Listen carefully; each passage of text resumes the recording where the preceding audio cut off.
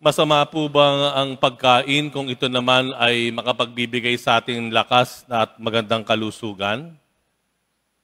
Masama po ba na tayo ay kumain para magpatuloy tayo sa buhay? Masama po ba ang kayamanan? Ang pera, masama po ba ang pera? Masama po ba magkaroon ka ng maraming savings?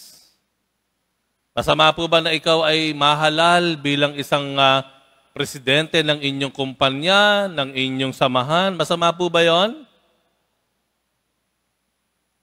May kwento po dyan no? Si Satanas ay tinukso si Jesus, ang ating Panginoon. Ang sabi ni Satanas, sambahin mo lang ako, lumuhod ka sa harapan ko, at ibibigay ko sa iyo ang lahat ng mga kaharian na to. Tumingin sa kanya si Jesus. Sabi ni Jesus sa kanya, "Hello, ang iniaalok mo ba sa akin yan? Di ba? Akin din yan. Akin din yung mga kapangyarihan na yan. Akin din yung kayamanan na yan. Yan ba ang iaalok mo sa akin?" Sagot si Satanas, "Panginoon naman, huwag mo nang basagin yung trip ko. Walang basagan ng trip. Basagan ng trip, sabi ni Jesus. Sino bang nangiistorbo? Habang kinakausap ko yung tatay ko, sino yung sumisingit dito? Sino yung nagbabasag ng trip Sino ba yung nag-aayuno at nanunukso dito? Ayan. Yun lang. Totoo naman po, yung yaman, pagkain, kapangyarihan, hindi po masama yan. Bakit? Hindi po ba yan ang katangian ng Diyos? Yan ang katangian ng Panginoon. Ang sinabi niya, ako ang pagkaing nagbibigay buhay. Hindi ba yan ang katangian ng Diyos? Siya ang makapangyarihan sa lahat? Siya ang may-ari ng lahat ng nakikita natin. Sa lupa, sa ilalim ng dagat, sa himpapawid, hanggang sa kalawakan. Kanya lahat yan. Hindi po masama yan. Pues, ano po yung tinanggihan ng Panginoon? Bakit niya iniwasan at tinanggihan yung alok nung demonyo sa kanya na gawing tinapay ang bato at sambahin siya at ibibigay yung kaharian kay Jesus? Anong tinanggihan? Anong dahilan ng Panginoon? Dahil tama nga yung inaalok, pero mali ang gawa. Mali ang paraan. Ulitin ko po, tama yung binibigay, pero mali ang pamamaraan para makamtan yung iniaalok o ibinibigay. Sa English, tinatawag natin yang that end does not justify the means. Hindi pwedeng gawing tama ang maling gawa kahit ang layunin pa nito ay maganda at tama. Ulitin ko po, hindi pwedeng gawing tama ang maling gawa kahit ang layunin nito ay maganda at tama. Tama po na pakainin natin yung ating mga pamilya. Tama po yan. Breadwinner ka, ikaw ang ama, talagang mag-uuwi ka dapat para itaguyod ang iyong pamilya. Pagkain, pangailangan ng mga anak, kung ikaw man ay ina, ikaw rin ang breadwinner, ganun din naman po.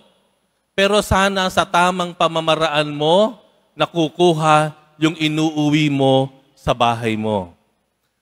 Sana tama yung pamamaraan mo para makamtan yung pera na itutustos mo para sa pangailangan ng iyong mga minamahal. Marami nang naliligaw po ngayon. Iboto nyo ako para sa bayan. Di ba? Para sa bayan. Bibigyan ko ng lupa at tirahan yung mga wala. Di ba? Bibigyan ko ng trabaho, itataas ko ang sweldo. Itataas ko ang antas ng buhay, kalidad ng buhay ng mga Pilipino. Kung ako ay iboboto nyo. Galing, ano? Ako naman po talaga hanga doon. Hanga naman po ako, no? Hanga po ako doon sa mga kumakandidato na ang kanilang layunin o hangarin ay para sa kapakinabangan at kapakanan ng ating mga kababayan. Pero saan ako hindi solve? Saan ako hindi sang-ayon? Doon sa pamamaraan nila para makamtan ang kanilang inaasam na pwesto. Yung paraan nila para maboto, para manalo sa halalan. Doon naman po ako talaga kailanman hindi sasang-ayon. Paggamit ng pera, paglalagay, pananakot, pandaraya, panloloko, pang-aapi, pananakit, at minsan pa nga po, pagpatay. Kailanman po sa mata ng Diyos, hindi pwedeng maging tama iyan. Sapagkat hindi pwedeng maging tama ang maling paraan kahit pa ang layunin nito ay hinahangaan. Ulitin ko po, again. Hindi pwedeng maging tama ang maling paraan kahit ang layunin pa nito ay hinahangaan. May mga bagay tayong hinahangaan ng madlang people. Mang-okray, mambuli, tatawanan, tapalakpakan ka pa pag nakakapambuli ka, panggugulo sa laro ng basketball, papalakpakan ka pa ng mga tao, ikaw naman tuwan-tuwa ka, saya-saya mo, pinapalakpakan ka kahit ikaw ay maruming maglaro. Kailanman po hindi pwedeng maging tama ang maling paraan kahit ang layunin mo ay hinahangaan. Yun po yung unang punto natin. Pangalawa, tingnan niyo po yung huli. Nung huli, inilagay ang Panginoon sa isang matuktok ng templo at anong sabi ng demonyo sa kanya?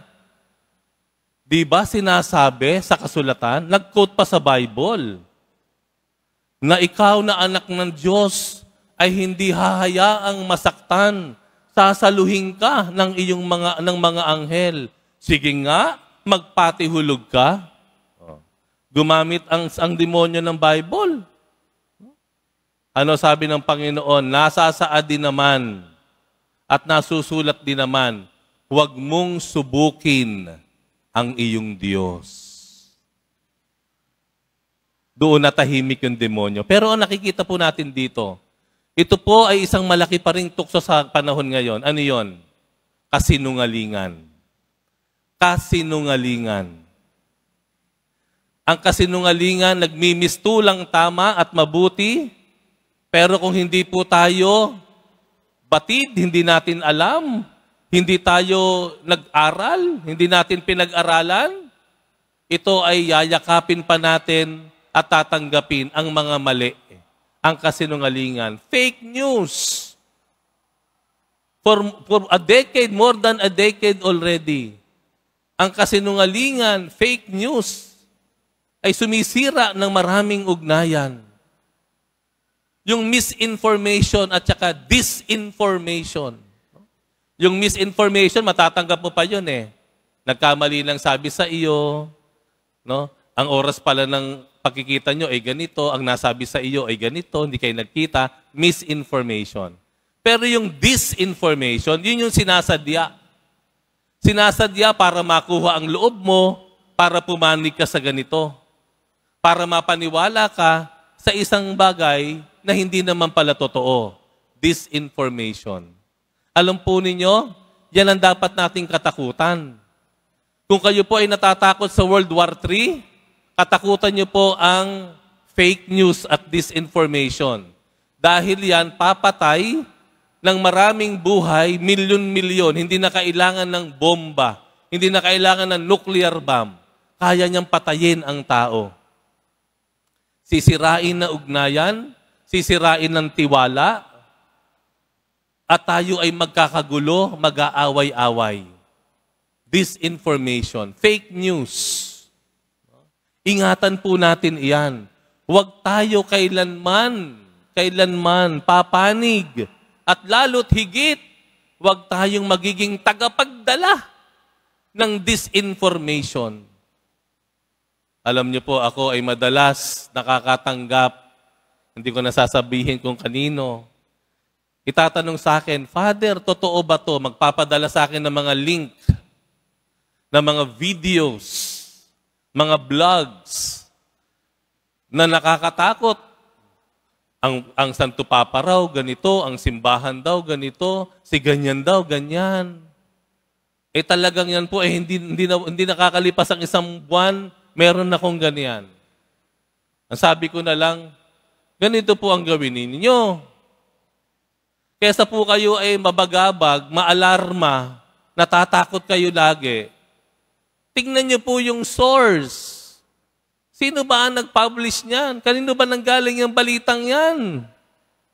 Siguraduhin niyo kung sino ang naglabas niyan. Doon pa lamang malalaman ninyo kung totoo o hindi. At wag niyo na pong ipo-forward yan. Wag niyo na pong ikakalat yan.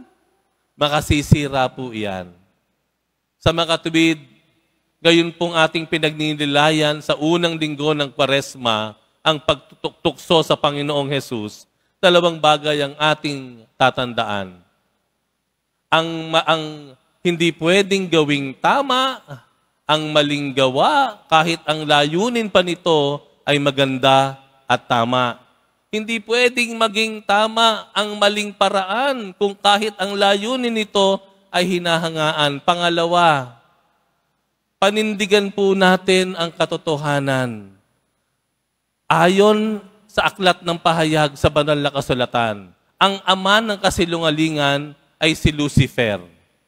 Ngunit ang Panginoong Hesus nagpakilala sa atin na siyang daan, katotohanan, at buhay. At bakit siya naipako sa krus at nag-alay ng kanyang buhay?